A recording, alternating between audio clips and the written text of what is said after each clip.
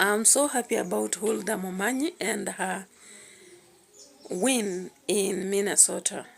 Now, one thing is when somebody is successful, everybody is happy about it, unless you are a witch. And we have lessons we are learning from her. Now, when I watched the interview on Citizen, Momanyi was smiling in the entire interview, and she was sharing that she did not expect. She did not expect her victory with ease, and she was like in a dream. And she thought of when she wakes up, she will be ready to serve the people. So the first thing that I realized about her is that there's this smile that is infectious about her. And when she talks, she's so confident and willing to focus. Now remember, she indicated that she had vied for a senatorial post and she lost. So she taught me something about determination and focus. Regardless of how many times you fail, you should focus and know that you can do it. I also learned that you need to learn lessons from the first experience. And of course, she talked about using data, which currently even business people are using. Now, when I look at Momanyi also, and tracing back to the 1988, whereby her father, Philip Momanyi, moved to the US as a student. Yeah, of course, her mother, Tabitha Momanyi, joined him in 1992. And 1995, that's when Huldah was 9 years old, and she had two other siblings. So they joined their father and mother in 1995. So you can see that process, moving from Kenya to America as a student. Then later on, the wife joins, and then the kids. That is a narrative for most people I know. And of course, we back in our country are still admiring to move to either UK, America, or anywhere else where you can get opportunities. To tell you the truth, developed nations have greater opportunities on talent, education, even political aspects, and so many other. So many of us admire to get an opportunity that will take us there. Now, when you look at the youngest of her siblings, yeah, Huldah calls her my not so small baby sister. That one was born in the US. Now, for 11 years, Momanyi fought the immigration system to gain the legal permanent residency. That is, I'm talking about Philip Momanyi. Yeah, to gain residence for himself and the family. And of course, they are almost unsuccessful. And according to what Huldah has told us, they were almost being deported. Now, in one of the interviews, she said that she was she was not even a teen when they were almost being sent back to Kenya. Now, luckily for them, there was somebody known as Senator Paul Williston who intervened their situation, and so they were allowed to stay. So that life now made her work so hard, focused, and using the opportunities around to make sure that she gains from what the father had introduced them to. What a happy thing. You know, it's not easy to have kids who will obviously focus in life, but she did focus and went through the elementary school, then secondary, tertiary, and finally job. Now, when you look at Huldah Momanyi is married, and the husband is called Bart Thomas Hilsley. Yeah. And in one of the photos, of course, they posed with the daughter. I'll show you that. And she considered it surreal that she was elected into the government that almost sent her home.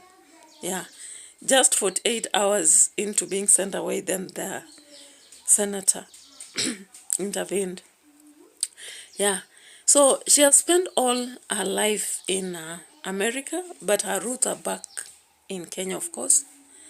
Yeah. Sometimes she speaks Kisii, of course, more than Kiswahili, and she says people find it funny. Yeah. But of course, it is the mother's influence. A mother who wants their children to speak mother tongue will always influence them.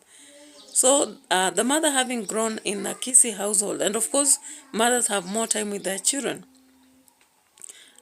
she made her understand aspects of inclusivity, community, and looking out for each other.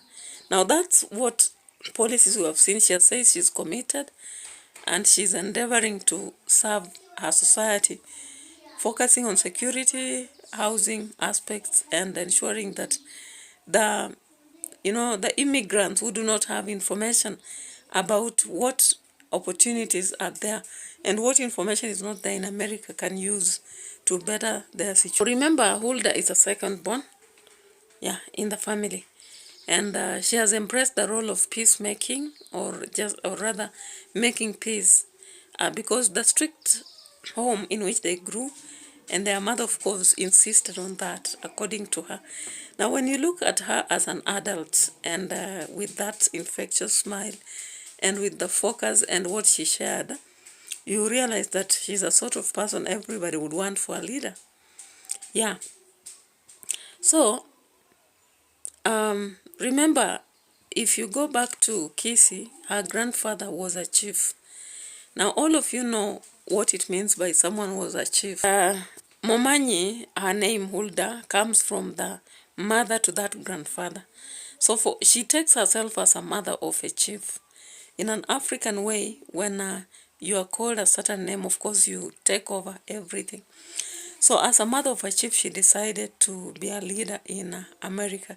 And her process began long ago. She began by helping the society, coming together and working on projects. And campaigning now went on. And of course, she told us she really toiled, but she had to campaign as a businesswoman, a mother of 2 young children. She has 2 children, that is Jada Ray Kwamboka, who is 6, and then we have Jordan Philip, you saw in that photo, who is just 1 year old. You can imagine a mother of 1 year struggling around to campaign night and day. You know how America is, and rallies and vetting and all that. And she really said that the husband, but he'll say, supported her a lot. I don't know how many people would be taking care of kids of that age as the wife campaigns on campaign trail. Or would you be stereotyped and talk about where they spending with who and what time? So, of course, many people would be against, but here she was supported. Now, she indicates that without him, she wouldn't be who she is, which is very good of her. Of course, getting back to those who helped and saying that in public. She also indicated that her mother helped her a lot because she supported her maybe through food, like cook and drop some food at the house to make her keep going. And she's really happy about the care the mother offered. When you have people supporting you, of course, it's easy to make it. And I hope many people are learning about this so that as women, like a situation in Kenya, very few people are leaders in terms of gender, the feminine gender. And I think why many people don't get it is the support. How much support do you get? So that you are sure if you're going for campaigns and all that, then there are people around to support you and make you win, trust in you and let you go forth and win. And then, I don't know whether data can still help us in Kenya because we understand the crookedness in politics, where if you go back to books like the many books we read, Betraying the City and much more, we realized about the aspect of dirtying the hands and all that. You realize that leadership doesn't just knock at the door, you have to go for it. And this is something Millie Odhiambo did recently by launching her book. So when get rigged or I regain, something like that. Now when you look at Huldah, even when she was talking, she indicated that she has been in leadership in other roles. And of course, we know that she had served as a Mwanyage Tige, a president of Mwanyage Tige, largest organization of Kenyans in Minnesota.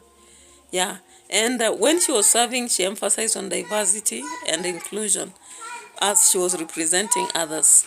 And therefore, she realized that there are no elected leaders for minority. And she said there is more space, and so many people should go in. She also said that in 2022, she wanted to be the first black woman senator, yeah, in the parliament of Minnesota. But when she ran to represent District 38, yeah, under the Democratic Party, she did not make it. And of course, she was asked in an interview what she thinks about working with Trump. And of course, she said she's not up there. But while working in Minnesota, she will serve too. She will ensure she serves the demands of her people. Yeah, and that, of course, she's sure that they'll work. Now, the other support that Huldah had from her testimony is Rena Moran, a representative, an African-American legislature, who really had a lot of trust in her. So Momanyi shared that this individual really kept checking on her and saw that she was worth becoming a leader. And now she's going to represent Minnesota's District 38A, which greatly teaches most of us that if we work for it, then we'll get it. And if we focus, of course, our focus will lead to the success. And that being even a foreigner who has settled in a different place, you do not have to shy away from what you can do. Resilience and commitment is important.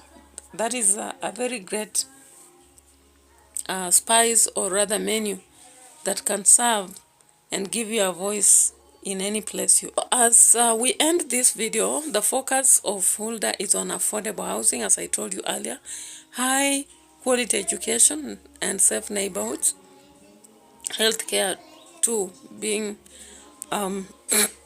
accessible. So she's seeing a challenge ahead, but as a Democrat, she's sure that if policies work right, and if they work in coalition with others, then they are going to make it. And of course, she trusts that even though Kamala lost it, it's not the end, because from what she says, losing doesn't mean you don't make it another time. Then, of course, there is hope ahead. So if you're not subscribed to the channel, consider subscribing to it. And let's learn from this so that we also make it in whatever we are doing, wherever we are.